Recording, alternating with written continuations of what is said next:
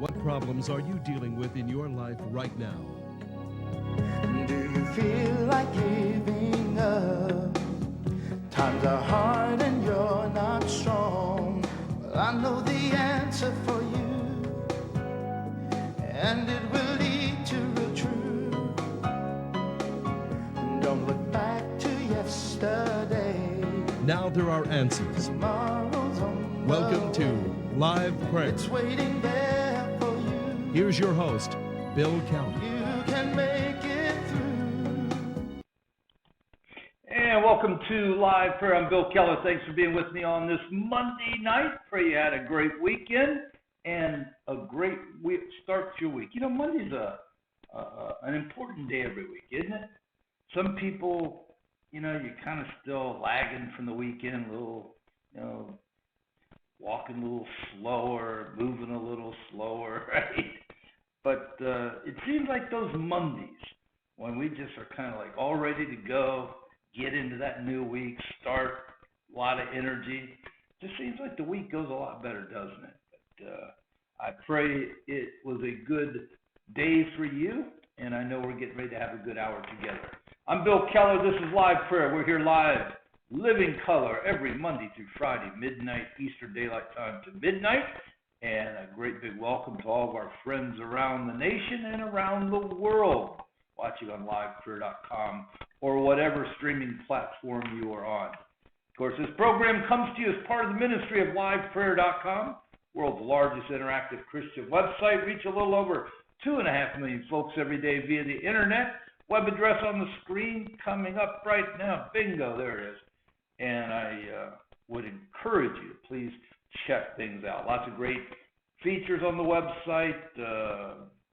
Just tons of 20 years of accumulated content, all free, no charge, and I would encourage you to spend a little time checking it all out. If you don't get my daily devotion I've written every morning for the last 20 years, please go to the resource tab on the top menu bar, click on the daily devotional tab. We post I think there's 2 or 3, the most recent 2 or 3 are posted there, but there's also on the right side a sign-up link so you can put in your email address and sign up. It'll be in your email every morning, usually by 7 or 8 at the latest, wherever you are in the world, and that's 7 or 8 Eastern Daylight Time, just so you know. And it's about a 3 to 5 minute read every morning, different issue, different things every day, lots of things going on in the world. We'll take a look at one issue and just really hammer it home for you. And it's there to encourage you and challenge you and educate you and just help you grow in your faith, really. I've had people tell me that just reading the devotional every day for a couple of months, it's like they had grown more spiritually in those couple of months than years and years and years otherwise. So it's a great way to stay plugged in every day. Too many Christians think their Christian obligation, which sadly is how too many people look at it, is that 1 hour on Sunday morning. But the fact is our walk with the Lord is 24/7, 365, and that daily reminder helps us to stay plugged in, right? Also on the top menu bar is the media link. Click on the Live Prayer TV program.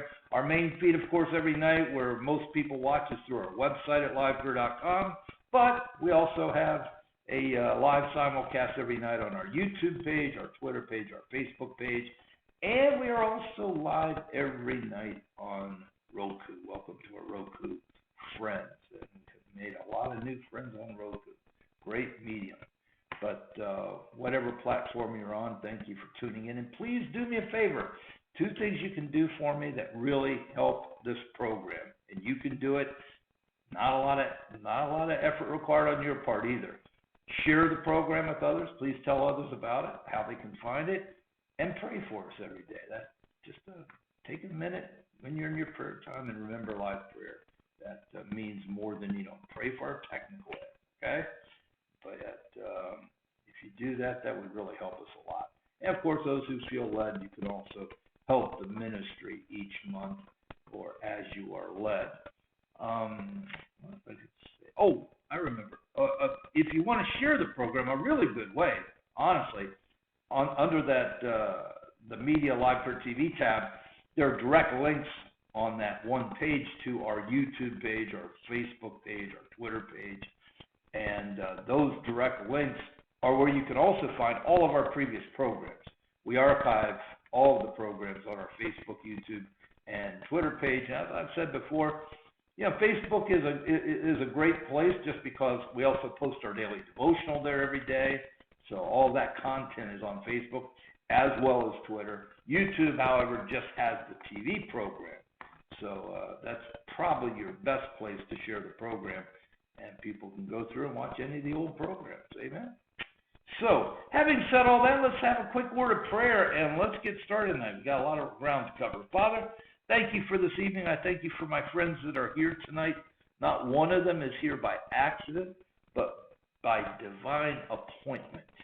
And I thank you, Lord, for their presence as we gather together tonight in your name.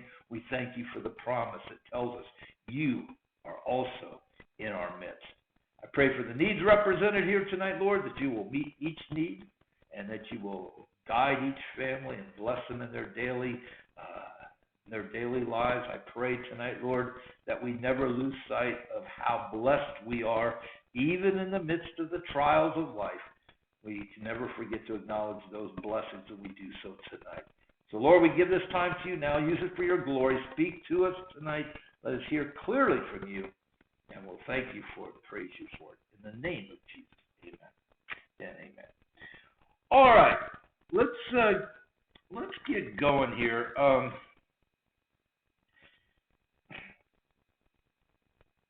Unless there's some real movement and things happening, tonight might be the last night I really hit this hard, but I envision probably dealing with this issue at least in some way every week, at least one night every week, just because this whole issue of abortion is going to be an issue front and center, really, until the election of 2020. That's becoming very obvious. And you know what? Let me start tonight addressing you, myself, of course, all those who are followers of Jesus Christ. Let me start there. I think that's a good place to start tonight for the week. Now,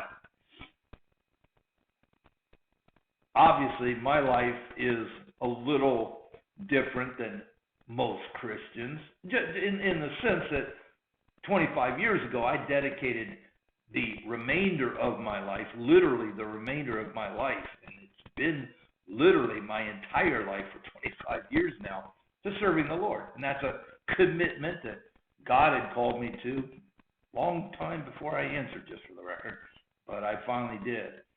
So, and not only that, but as opposed to a more traditional pastoral role, God called me to be an evangelist. And unlike a more traditional evangelistic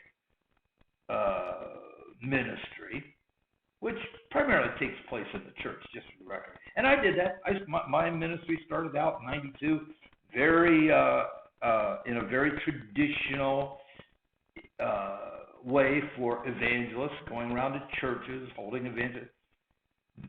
But it was, of course, when God started to speak to me about live prayer, that traditional evangelistic role took a huge turn. And, of course, there's no doubt in my mind, because of the way I came into the ministry, had I been obedient to God early in my life, had I not run from God during probably 10 of the best years of my life, to be honest with you, in a way, that from 20 to 30, very productive years of anybody's life, for most people. I spent those years serving myself, not God, running from my calling. But because of the way that I ended up coming into the ministry, there's no doubt that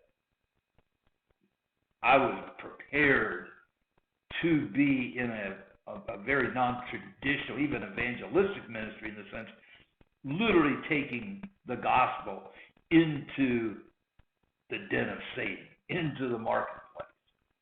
So I fully comprehend that my calling is very different.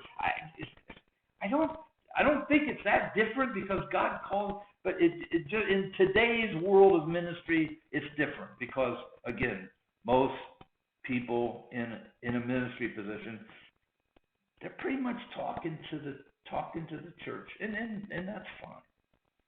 But so I say all that to say, I understand, again, especially because I have such a pulse beat on where the nation is, where our culture is, where our world is, where people are at. You know, from a sampling of about 40,000 emails every single day, I think my quote-unquote polling system surpasses anything Barna, Rasmussen, or any of your big polling companies could ever dream about, to be honest with you. And again, I'm setting the table to challenge you tonight because I happen to know, and I know for a fact, that the abortion issue is an issue most Christians really don't want to get engaged with. I'm just being honest with you. You know, for all the heat, and most of it rightly so, that believers in the Catholic, that are part of the Catholic Church, are really on the front lines of is the life issue. I don't know very many pro-life groups, activist groups, you know, people that go regularly to pray at abortion clinics, things like this, that aren't made up of a lot of Catholics, if not all Catholics, if not at least started by Catholics. I mean, they've really been front and center. They brought the evangelical movement, the mainstream Christian movement, really into the life issue. Now, that's not to say there weren't evangelicals, Christians, however you want to label. Biblical Christians is how we need to term it, because those are the true followers of Christ who literally believe the Bible. Okay, I'm not saying that, but they've been on the forefront of this issue, and God bless them for that. But for most day in and day out followers of Christ, it's just not an issue they want to talk about. And there's a lot of reasons. I understand them. Again, I know how this goes down better than there's probably not too many human beings alive on this planet. I'm not bragging. I'm just being honest because of what I've done for 25 years, 20 years in this live prayer ministry vehicle. A lot of people who've come to Christ have that scar, whether they're men or women. It's an issue, obviously, that a lot don't want to talk about. Others have that scar, like a lot of people are ex-drug addicts or alcoholics or gamblers or whatever, and they're motivated by their life transformation and the forgiveness they've received to help others. But that's not a big percentage. Usually people tend to kind of stay away from their own scars. And that's just human nature. But then again, people that have never had an abortion, been involved in an abortion type situation, a lot of those people it's an uncomfortable subject. It really is. I mean, you're talking about a very personal situation. I mean, that's how the pro-death, baby-killing community talks about it as a person, and they are right about that. So I don't know. It's probably about as personal as you can get. So I fully understand, and not to mention the heat you take. I mean, for a good 15 years now, probably after the TV program, you know, I started probably on average of getting 8 to 10 death threats a month, and I would say probably 30% of those are from our stand on abortion. 30% the Muslim issue, and 30% is just people don't like me for whatever. I kind of like myself. I don't know why. It's not me. They don't like what I have to say. Anyway, but yeah, probably about a third of those are on the abortion issue. So it's a very touch on. I'm saying all this to say tonight, you're not going to be able to hide from this issue. I'm just preparing. I'm not saying you've got to go start marching on abortion clinics or anything. Not at all.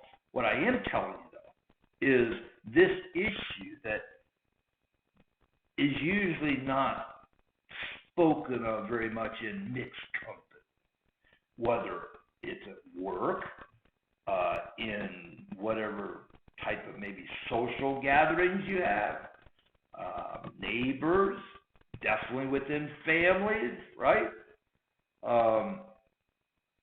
It's an issue you're not going to be able to hide from anymore. Just because it is now being very publicly discussed. It's in the news daily. And like I said, tonight I think once I hit this where I want to tonight, I think I've pretty well put the whole thing in context for you, kind of giving you an overview of where all these moving parts are connected politically and every other way. But there's no doubt there's probably one or two nights a week, it's just as one of the quick topics that we're going to be, because it is going to be an ongoing issue as you get more and more states taking a stand, whether it's like New York, where they cheer and light up the Empire State Building for their absolutely heinous, barbaric abortion laws to pretty much just slaughter at will, okay?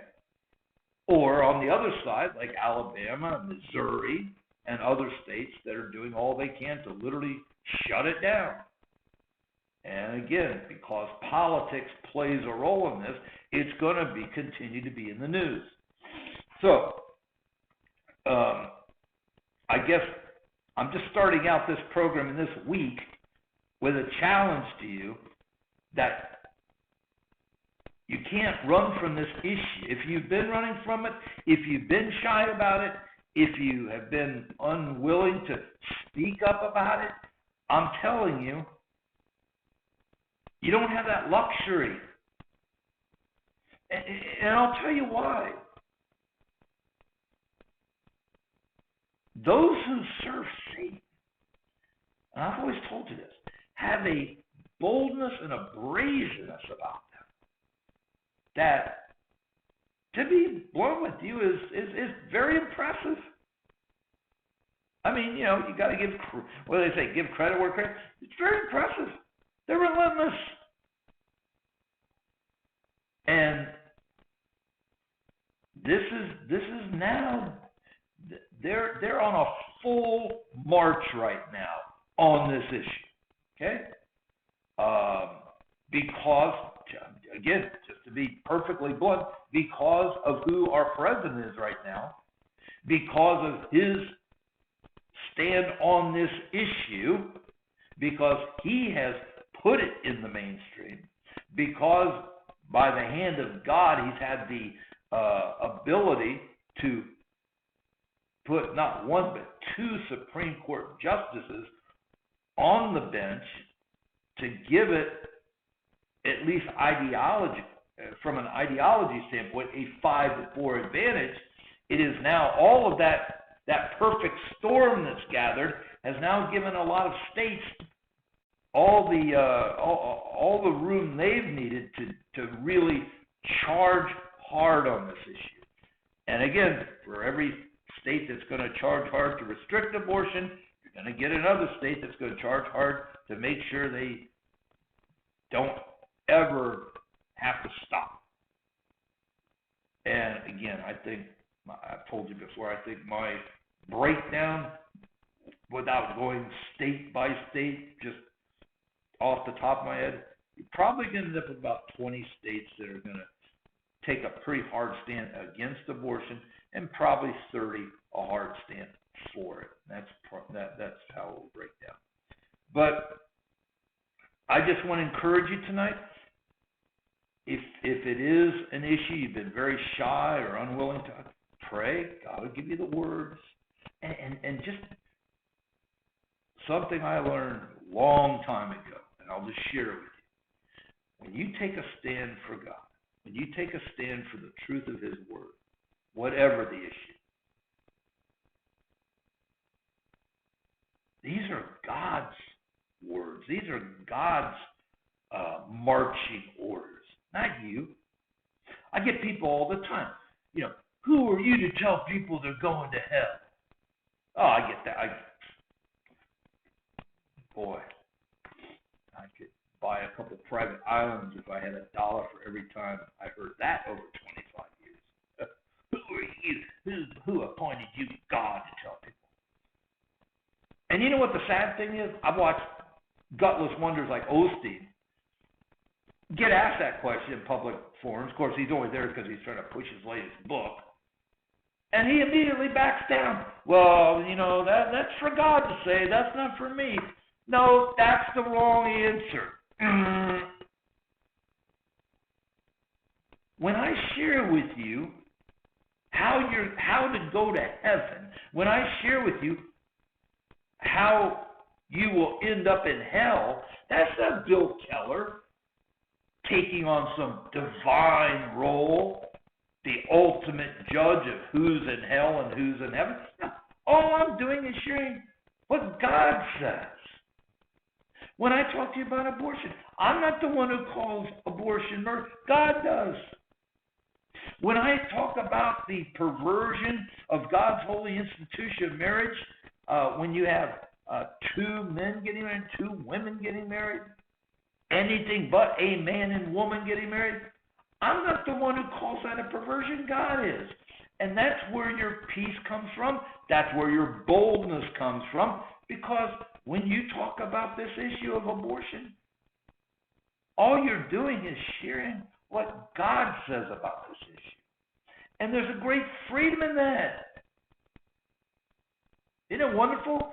We don't have to figure this stuff out. God already did. All we've got to do is share what He said. And like in everything, if people reject it, they reject it. The problem is when people who know the truth won't speak up. And again, how are people ever going to have their minds and hearts changed if nobody ever challenges them? I've told you, I think it was 13 years ago, we put a video up on our live prayer website of an abortion. It's still there today. And we lost count, tens of thousands in as far as emails we received from babies who are literally alive because of that video, mothers and fathers, however the decision is being made. We're planning on having an abortion, and somebody steered them to that video. Somebody sat down with them and watched it with them. However they ended up seeing it, they saw it, and they didn't go through with it. Okay?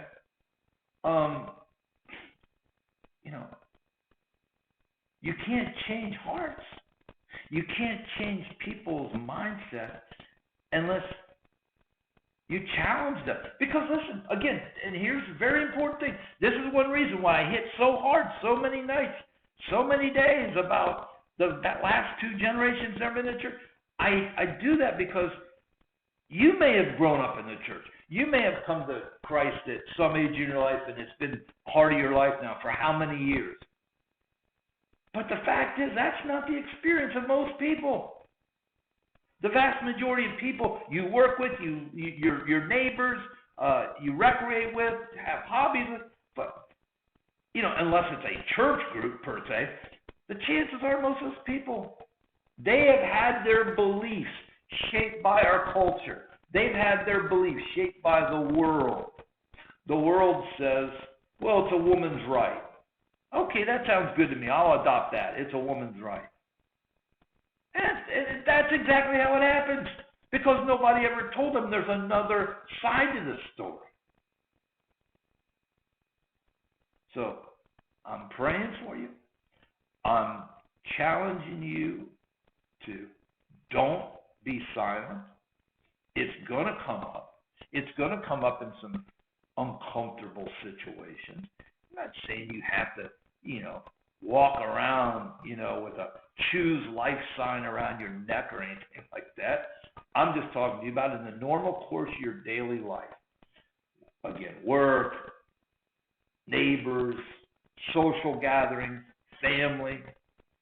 Because this issue is now on the front burner, will be on the front burner through the 2020 elections, an issue that, I understand most people don't even want to approach. It's going to be approached, and it's going to be, and it's mostly going to be spoken about from a worldly viewpoint.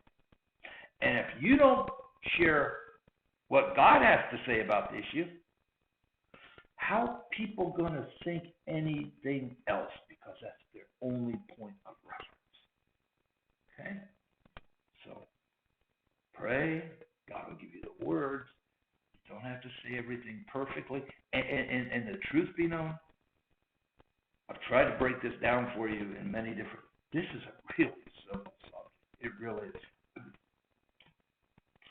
The weasels that support killing babies, they're the ones. Well, this is a very difficult subject. Well, this is a very personal issue. This is a very tough decision. This is the toughest decision of all. I mean, I hear that as this is being played out. I hear this all day long, how tough it is. Oh, how complicated. This is such a life-altering issue. It really isn't hard at all. Okay? The only reason it's complicated is because the people that support killing babies make it complicated, okay? And that's what I'm going to transition to here in a minute, because the fact is, it's not complicated. Pro-life is a very obvious term. You're for life. You don't believe it's right to kill babies. It's a very simple term. Pro-choice, the reason they don't, what's the opposite of life? Death, right? So, you're either pro-life or you're pro-death. And just like everything, here's another one. Well, there's kind of this middle ground. God's word is black and white. It is the absolute truth. Our final answer in all issues. Okay? Gray is the color of Satan. Everybody says, well, he's red, he's got pointy ears. No. Satan's color is gray. Do you know why? Because there is no gray. It's either the truth or it's a lie. It's black and white. Gray doesn't exist. Okay? The only reason gray exists is to try to murk up the truth. Same thing on this issue. It's not complicated. It's not complex. While personal, it's not, it has to be consulted with the family and a spiritual person. You either are for killing babies or you're against it. That's all. Well, that's not for me to decide. Nobody said it's for you to decide. You're not making choices for people. Everybody has to make their own choices. That's obvious. It's not for you to decide. Just because Bill Keller calls it murder doesn't, I can't sit there and decide for you. You've got to decide for yourself. But it's not complicated. It's actually a very simple issue. And again, all that gray, all that confusion, all that complexity, that's thrown in by the people that are all for killing babies.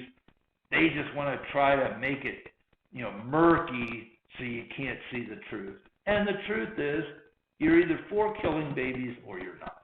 Okay? Now, I've shared this with you many times I'm going to do it one more time because I'll tell you why.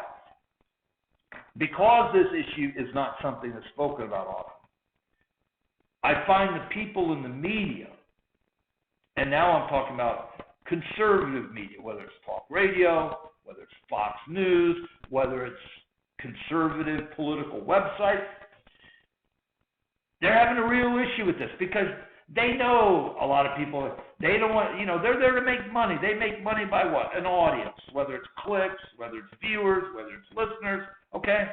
And they know a lot of people about abortions, and they don't want to offend people because they're probably offending part of their audience. And again, they're commercial enterprises. They're making money. That's how they make their money. So, I mean, I guess they can't be like Bill Kelly. I don't care. If you don't like me because I'm pro-life, you'll never watch me again. Okay, goodbye. I'm not going to lose any sleep over it. If you read my devotionals, all of a sudden you read a devotional about this, and that's not what you believe, and you think I'm horrible, and you don't want to. Bye. I'm not gonna water down the message just because God. I've got 2.5 million. So do you know how many people unsubscribed from live prayer over the last 20 years? Oh my goodness. Probably 7 or 8 million people, I think. Now, like I told you, our attrition rate, over the course of a year is pretty much, it's amazingly pretty 50-50. For, everyone that unsubscribes, we pick up a new subscriber. And that's held true for years and years and years now. But had I just been playing to an audience, to build an audience, we'd have 10 million. But to do that, I've got to, water things down. But see, I'm not here to sell you, stuff on my internet site. I'm not here to, trick you into giving. I'm here for one reason, to bring God's truth into the marketplace, into the lives of the people we reach. And I can't do my job if I'm watering things down and not talking about certain issues, because that might upset people. At the end of the day, I become another Joel Osteen, really. Smile and tell you, hey, you can have a lot of money and, do that motivational, type of a thing. I'm not a motivational speaker. I'm an evangelist. I'm here to share the truth of God's word.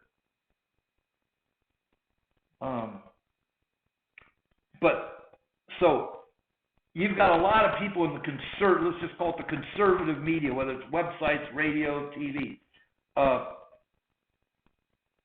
They're trying to walk this line, and you can't walk the line. And God bless Hannah. I know a lot of people are pro-choice, and I know it's a tough thing. It's not. It's only tough if you make it tough. It's only complicated if you make it complicated. The only reason it's tough or complicated is because you don't want to take a stand. Oh, I love this. Well, I'm pro-life, but if that person's that's okay. Where they're getting hung up, it's because how barbaric this whole thing has become. Is they're trying to make a distinction that is 100% incorrect, okay? And they're trying to act like there's a distinction between an abortion and infanticide. That is conservative googly speak, okay? It's garbage. It's a lie. They're doing it so they can walk this line of being pro-life, but not condemning those who are pro-choice. This is not one of those issues that you can straddle the fence. Of all issues, this is the one you can't straddle the fence.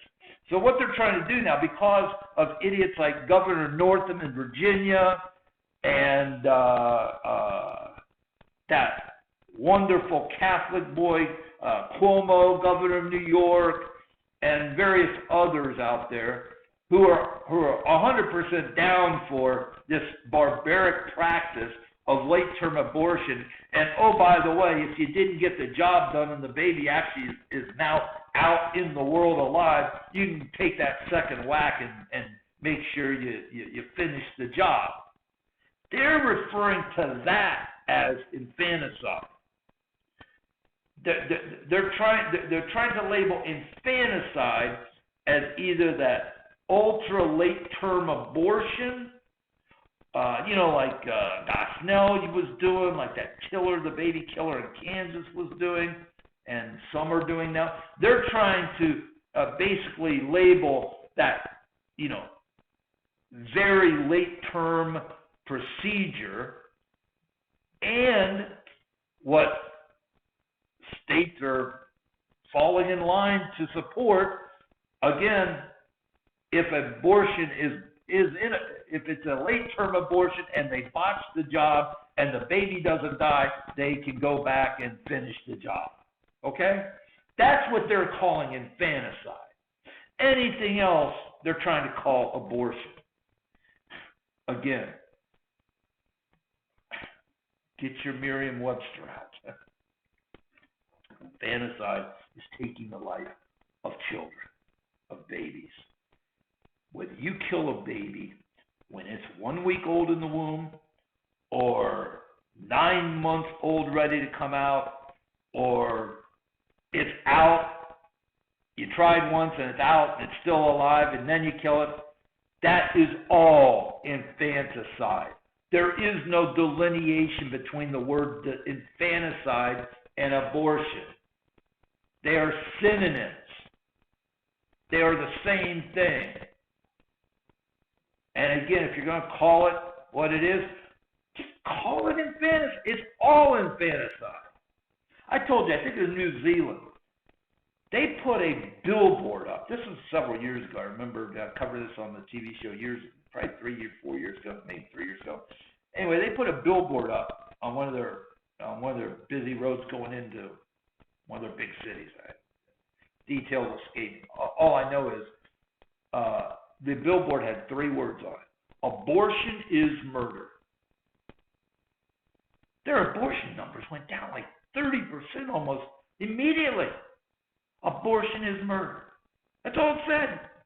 No grotesque pictures, none of that. Just 3 words on a billboard. Abortion is murder. Went down like 30-some% immediately. So I'm calling out the conservative media now because, again,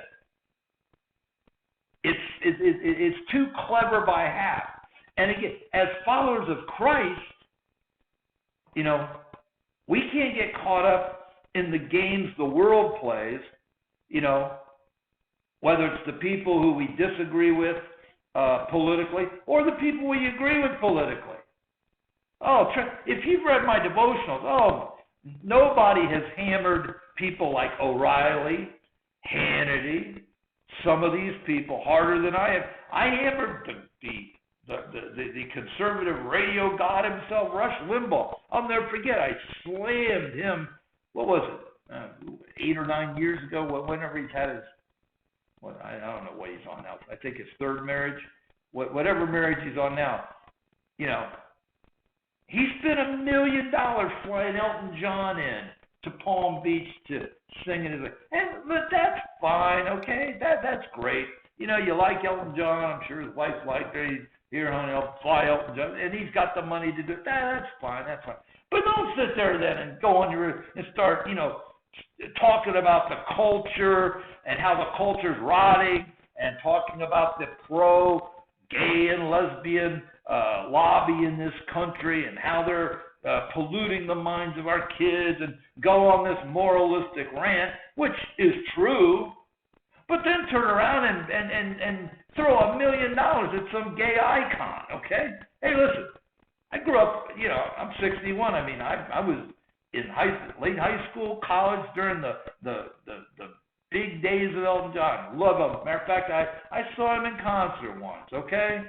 No problem. And I know people, you bought that ticket and you helped pay him. Okay, I may be guilty of that. I admit it, and if I am, I apologize. But, I mean, I think it was a $22 ticket. It's a big cry from $1 million. Anyway, and the guy's got great music. He's a hard worker. I mean, one of the hardest working musicians I ever saw as far as his public performance. But that's fine. But you know, you can't sit there and talk about how the culture's being rotted and turn out, hey, Elton, here's $1 million, a lot of money. Now, again, for a guy like Limbaugh, probably not. You know, I'm sure that's probably what Elton John charges to come do stuff. I don't know. But all I'm saying is, you know, the conservative media, at the end of the day, they're politics. They're not religion, okay? They're political commentators. They're not pastors. And again, I really wasn't ripping Rush as much as I was just using an example. Hannity, you know, he was all on board with the Romney thing. That's where I had my falling out with Fox. You know, had an out with O'Reilly one night on this issue. Had it out with Hannity a couple of times. That was kind of the end of my appearances on Fox. Because, you know, hey, I got it. You know, you want the Republican, great. If all you're thinking about politics, that's fine. But I'm an evangelist. I'm not a political prognosticator. I'm not a political commentator. I'm not a political operative. As far as and anybody who was around my devotionals at the TV show back then, I called that 2012 election exactly what it was. Satan flipping a two-headed coin. That's exactly what it was. You know, Satan couldn't lose because he was either going to get 4 more years of a true enemy of God that stood for infanticide and the sexual perversion and was against God on every major spiritual issue of the day, Barack Hussein Obama. But then on the other side, you had Willard Mitt Romney, a high priest in the Mormon cult. And the damage that would have been done to millions of souls worldwide, because if he had been elected, he would, man, I really didn't want to get down this road. Let me get off this road real quick. But I'll talk to you about that. But there's a prophecy, a Mormon prophecy, how a Mormon's going to come. It's called the White Horse Prophecy. And Mitt Romney was told in college that he was the answer to that prophecy, that the country would be shaken up and a Mormon would be elected president and clean everything up and it would become a Mormon theocracy. By the way, there's a Mormon temple in D.C. with an actual whole setting in the temple to run the country from. I don't know if you know that, but that's true. The worldwide stamp of approval on that satanic cult would have been unbelievable and would have led, I don't know how many millions of souls to hell. So, don't let anybody, whether it's your favorite political commentator, try to weasel out by trying to tell you there's a difference between abortion and infanticide. There is not, okay? Real quick, Alyssa Milano. That poor girl, man. She now claims she's pro-life. She's the one all upset by this Georgia heartbeat deal. She says she's pro-life, except, here's her exceptions. Then we're going to get in that real quick. Her exceptions are, well, you know, unless the child conflicts with a person really being ready to be a parent. That's kind of something you think about, you know, before you have sex with somebody, I think, right? And once again, if you do it God's way and only have sex with your spouse, I guess that isn't an issue. But she's pro-life, except if the child conflicts with being ready to be a parent, or if the child conflicts with someone's destiny. In other words, that child you're carrying is gonna ruin your destiny. Or her third exception, she's pro-life, except if the child conflicts with being ready to be a parent, or if the child conflicts with your destiny, or if the child conflicts with your economic situation. You know, She's pro-life, except for those areas. And I've told you a million times these exceptions. And this is an area where President Trump and I are absolutely in total disagreement. Because the stand most politicians who claim to be pro-life take is, well, with the exception of rape, incest, the life of the mother. First of all, the life of the mother is an exception. That's not abortion. If you've got a medical situation being dealt with by a medical doctor, and and the doctor has to make these decisions based on the life of the mother, that's not an abortion. Abortion is an elective procedure where somebody is purposely killing their child for no other reason than to kill their child.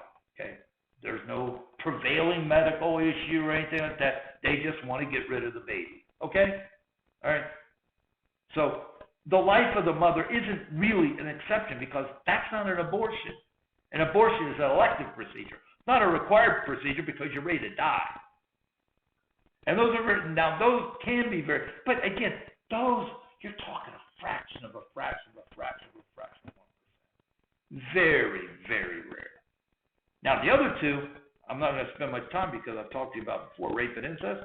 The logic thing is get rid of the baby, then you don't have to think about the rape or the incest anymore, and you go on with your life.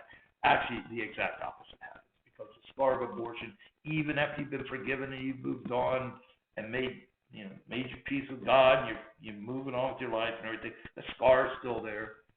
And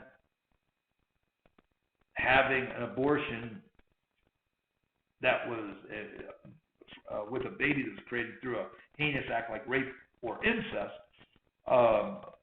killing the baby again but in having to deal with the fact you killed that baby, it then puts right back front and center the heinous act that caused you to be with child in the first place. That's just the opposite. I know it sounds good, sounds logical. I've dealt with thousands and thousands and thousands of people over these 20-some years of live prayer and on this TV show in these issues, in these situations. It's just the opposite. And now, I understand. There might be people that aren't ready to be a parent. There might be people ready that they've got this supposed destiny that they don't want to, derail. They might not be economically settled to the place where they can raise a child. I got that. They might be raped. They might have been impregnated by an incestuous act. Okay? Don't then slaughter an innocent child in trying to answer these issues. Have the child, put the child up for adoption. And on that front, this country needs adoption overhaul. Again, I can't tell you the thousands and thousands of parents or people I've dealt with that can't have children, want children so bad. It's really unbelievable. Now, to adopt a child these days, it's like first you're going through the CIA, you're going to work for the CIA, where they'll scrub every minute that you've been alive, basically. But then in addition to that, it's like buying a house. I mean, with all the money that's involved, it's ridiculous. I understand they've got to have certain procedures to adopt. That's not a problem. But the money is really the biggest issue. I mean, it's ridiculous the amount of money. So, be prepared. It's not going away. And God needs you to speak up because most people that you're going to encounter are going to be, even in church, just for the record. A lot of people you're going to encounter, even in church, are going to be parroting the weasel language of the culture on this issue. And it is a clear black and white issue. Religious social justice, again, biblical Christians, their only foe. Let me just reiterate this point that I've made many times. I'll keep making because it's important. They aren't looking for a debate. They aren't looking for a truce. They aren't looking for any kind of a peace plan. They are looking to eliminate us. And one of the ways that they do that is by silencing us. This whole issue that we used to kind of live by when people had conflicting views and opinions and thoughts on an issue, rather than debate them in the public square, Lincoln, Douglas, whatever. And I've been in hundreds of these public deals in different settings. Out of the Tampa Bay Performing Arts Center, I was probably there 5 or 6 times, live in person, debating different things. One time it was the whole gay agenda. One time it was abortion. One time I know it was, what was that? Islam was one. Anyway, those days are gone. The religion of social justice, those who oppose biblical Christianity, biblical Christians, they no longer even try to debate. Those days are gone. They just want to destroy it. They want silence. They want to silence.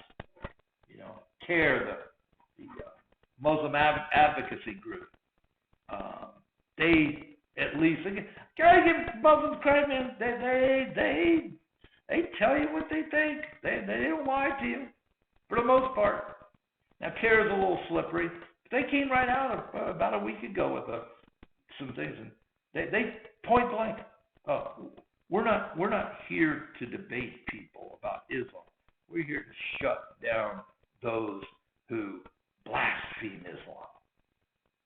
And just for the record, if you say anything negative about Islam, you are an Islamophobe, a blasphemer of Islam, and you are to be shut down, silenced.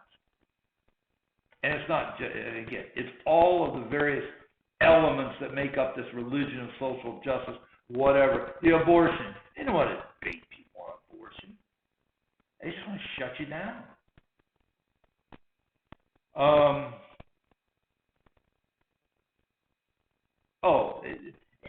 Interesting article. Carson, of course, was a staple for decades, right? Then you had Letterman. Over the years, what do you have? You had Joan Rivers. You had different people. Now you got a bunch of people on there. Jimmy Kimmel, and Colbert, and all these guys. Somebody was proffering at a production meeting in Hollywood, a late night program like that, where conservative political views, because all those shows are nothing but political hatchet jobs on the Trump administration. That's all they do. It's like everything comes out of Hollywood that's political in nature. And they were kind of taking the Fox News approach. Well, half the country doesn't believe that. So a late night comedy program that was the opposite, they actually, took the other side of that issue, would probably do very well. Probably would. But none of the networks would even hear the idea. Even though they agreed, it would probably do pretty good. That there's a base of Christian but traditional beliefs out there that isn't being represented. And that's how, I was interested in it, because, they were talking about a lot of the culture issues that probably 40% of the country, I think, is probably more on board with how biblical Christians view the culture, right? So it's a sizable chunk of the populace. And you had some network execs in this process, and they agreed. They said it'd be a dead on home run, would be wildly successful, but nobody would ever do it because they don't want to be ostracized in that Hollywood, that whole media entertainment industry, that establishment media establishment, entertainment industry establishment that exists. They were all 100% in agreement, though. It'd be a home run, just like Fox was doing. So, I mean, that's the other thing we're fighting. We're fighting established institutions, whether it's in the entertainment industry, whether it's in the political system. We're as biblical Christians, we're fighting established institutions to get our message out to the masses, and they are bound and determined to not give us those platforms, so our message never gets out into the ether, gets out into the mainstream of the culture. And I can tell you firsthand, since this is kind of where God has called me, and what I've been doing for the last 20 years anyway, at Live Prayer and on the TV program, nobody knows this whole issue better than I do. We've had to be like guerrilla warfare, come at people through their emails and get in through our many various broadcasting efforts over the years and kind of sneak in on people because if Hollywood could make $100 million, I'm just getting hypothetical, if Hollywood could make $100 million a year, I mean a huge score, putting Bill Keller and Live Prayer on, say, at 11:30 at night, opposite of Kimmel and Colbert. Just give you an example. If they were guaranteed to make that, they still wouldn't do it. Because the entertainment establishment would absolutely destroy anybody who did that. I mean, they better save up whatever money they made, because they were no longer going to be involved in anything down the road in that world. Just trying to give you a little heads up what we are dealing with. Pray for our brothers and sisters in Turkey, please. I mean, there is literal Christian genocide that's getting very low. I'm trying to keep you up to speed on these issues, like in China, of course, in India. Turkey's another place where some of the earliest churches were founded. All right, listen, good program tonight. I'm serious, though. I really am about this whole issue of God's going to call on you to speak up about this whole abortion issue. I'm just telling you. But don't be afraid. God will watch over you. People might get upset. Oh, well, they'll get over it, okay? Don't let them bully you, because at the end of the day, it's God's truth and not yours. You didn't make this stuff up. All you're doing is sharing what you believe. And see, this is how unfair it really is, because those who oppose God, those who oppose biblical truth, they are supposed to be able to share their beliefs and their viewpoint, but you're not allowed to share yours. and that's garbage. Okay, so speak up. Before we leave, real quick, if you're out there tonight, you never made a decision for Jesus, want to give you that opportunity right now before we go off the air. It's a choice only you can make. It's the most important decision you'll ever make, because it's the determination of your eternal soul. And if you're at that place, or you're just not sure, there's no reason to go to sleep tonight with ever wondering or worrying again about this issue. Pray with me now. Dear Lord, I come to you this night confessing my sins, asking your forgiveness. God, I believe in my heart and confess with my mouth tonight that Jesus is my Lord and my Savior and my Redeemer. From this moment forward, my life belongs to you. I will live for you. I will serve you each day for the rest of my life. In Jesus' name I pray. Amen. My friend, if you meant it in your heart, because it's not the words that will save you, it's your faith. If you've made that commitment, I've got a book I'll send you, won't cost you anything. Drop me an email, bkellerliveprayer.com. I'll be happy to get it out to you.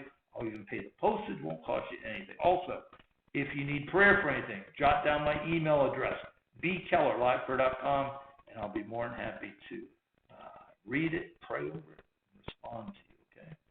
So we are honored to do that. Love and care about you. Have a great night tonight. Have a blessed day tomorrow. Lord willing, we'll see you quickly. 23 short hours, and it will go by quick. But make the most of every minute, because don't forget, you're going to get the same 23 hours. Should the Lord, should the Lord not come back in that time, that everybody else does. So even though we kind of talk about it a little flippantly, I don't want to ever underestimate that. Every one of those hours is important, because it's an hour you'll never have again. So make the most of it, okay? God bless you. Have a great night. What problems are you dealing with in your life right now? Do you feel like giving up? Times are